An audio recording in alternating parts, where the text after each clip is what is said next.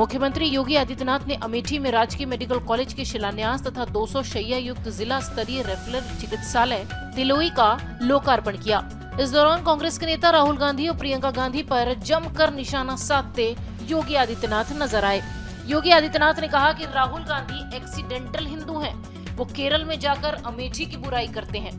पूरे कोरोना काल में राहुल गांधी और प्रियंका गांधी ने लोगों के साथ सिर्फ धोखा किया है। जिन लोगों ने विभाजनकारी राजनीति को सदैव अपनाया, विघटन और विभाजन जिनके जीन्स का हिस्सा है, भाइयों बहनों, जिनकी खानदान और जिनके पूर्वज कहते थे कि हम तो एक्सीडेंटली हिंदू हैं, तो वे लोग अपने को हिंदू बोल भी नहीं सकते। ये उनकी मजबूरी है, ये उनकी मजबूरी है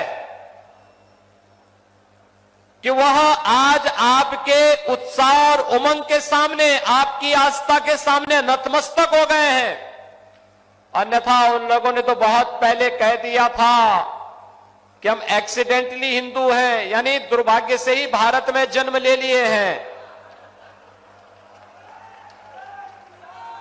और इसलिए जब वे एक्सीडेंटली थे तो ये एक्सीडेंट देश के साथ जब भी अवसर मिला, देश के साथ भी और अमेठी के साथ भी यही करते रहे।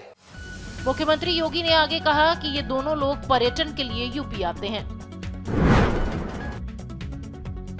मुख्यमंत्री योगी आदित्यनाथ के राहुल गांधी के बयान पर पलटवार करते हुए रणदीप सुरजेवाला ने ट्वीट कर योगी आदित्यनाथ पर निशाना साधा है। सुरजेवाला ने कहा कि एक्सीडेंटल योगी हैं, इंटेंशनल भोगी। उल जलूल व उटपटांग बातें हार की निशानी होती है। योगी आदित्यनाथ ने राहुल गांधी पर हमला करते हुए कहा था कि राहुल गांधी एक्सीडेंटल हिंदू हैं। इसी का जवाब रणदीप सुरजेवाला ने अपने ट्विटर के जरिए दिया है। भाजपा का जन विश्वास यात्रा का समापन सोमवार को बस्ती में हुआ। भाजपा के राष्ट्रीय अध्यक्ष जेपी नड्डा ने जनसभा को भी यहां संबोधित किया। इस दौरान उन्होंने सपा सरकार पर जमकर निशाना साधा। उन्होंने कहा कि हमने लोगों को जोड़ा है और उन्होंने लोगों को बांटा है। उन्होंने आगे कहा कि उन्होंने हमें धर्म के नाम पर बांट कर रख दिया है। जिन्होंने देश का विभाजन किया, उनके नाम को लेकर आज भी समाज को बांटने पर तुले हुए हैं। ये वो है जो अखिलेश यादव की सरकार और उनके लोग हैं।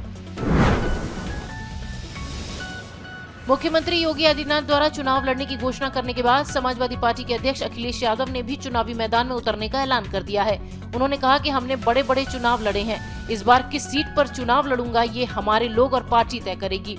इसके पहले अखिलेश यादव ने चुनाव लड़ने से इनकार कर दिया था, पर माना जा रहा है कि योगी के ऐलान के बाद ही उन्होंने चुनाव लड़ने का मन बनाया है। इस वक्त वो आजमगढ़ से लोकसभा के सांसद हैं। यूपी विधानसभा चुनाव के लिए जल्द ही आचार संहिता की घोषणा होने वाली है। इस दौरान प्रदेश में सियासी उठापटक भी जारी है। पूर्व विधान परिषद सदस्य कांति सिंह सहित बसपा के कई बड़े नेता समाजवादी पार्टी में शामिल हुए। सपा अध्यक्ष अखिलेश यादव ने सभी को पार्टी की सदस्यता दिलाई और उनका स्वागत किया। अचानक मालामाल हुए गोरखपुर मंडल के 29 अमीरों पर खुफिया एजेंसियों की नजर है।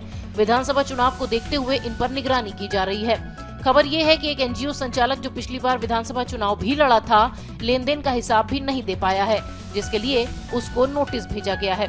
जानकारी के मुताबिक पिछले 3 वर्षों में मंडल में 29 लोग अचानक अमीर हुए थे और चुनाव से पहले इन पर खुफिया नजर रखी जा रही है।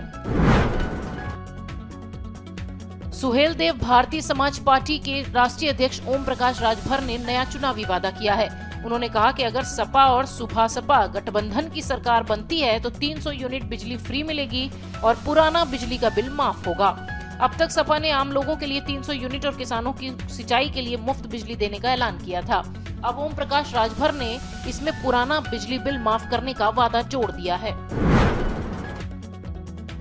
सीतापुर में भाजपा के प्रदेश अध्यक्ष स्वतंत्र देव सिंह ने सपा के राष्ट्रीय अध्यक्ष अखिलेश यादव पर योगी अनुपयोगी हैं के बयान पर पलटवार करते हुए निशाना साधा। उन्होंने कहा कि माफिया मुख्तार को सलाखों के पीछे भेजना और आजम खान को जेल में बंद करना क्या अनुपयोगी है। आगे स्वतंत्र देव सिंह ने कहा कि हमारे मुख्यमंत्री के खिलाफ कोई एक पैसे के घोटाले का आरोप नहीं लगा सकता। कांग्रेस पर भी सियासी तीर चलाते हुए उन्होंने कहा कि अब कांग्रेस के पंजे और सपा की साइकिल के निशान पर लक्ष्मी नहीं रहती। यूपी के डिप्टी सीएम केशव प्रसाद मौर्य ने समाजवादी पार्टी और अखिलेश यादव पर बड़ा हमला किया। डिप्टी सीएम ने कहा कि कार सेवकों पर गोली और कांवरियों पर लाठी बरसाने वालों को अचानक राम की याद आने लगी। ऐसे चुनावी हिंदुओं से सावधान रहने की आवश्यकता है। केशव प्रसाद मौर्य ने कानपुर में इत्र कारोबारी के यहाँ छापे की ओर इशारा करते हुए कहा कि समाजवादी इत्र की खुशबू जब से फैली है, अखिलेश यादव के चेहरे पर 12 बज गए हैं। हलक से आवाज नहीं निकल पा रही। सपा के ब्राह्मण प्रेम पर निशाना साधते हुए कहा कि जो राम का नहीं हुआ वो परशुराम पर क्या होगा। Video desk अमरउजाला.com।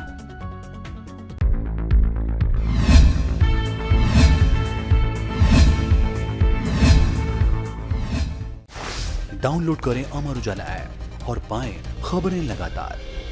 अगर आप ये वीडियो YouTube पर देख रहे हैं तो हमारे चैनल को सब्सक्राइब करें और बेल आइकन को दबाना ना भूलें। अगर आप Facebook पर ये वीडियो देख रहे हैं तो हमारे पेज को लाइक करें।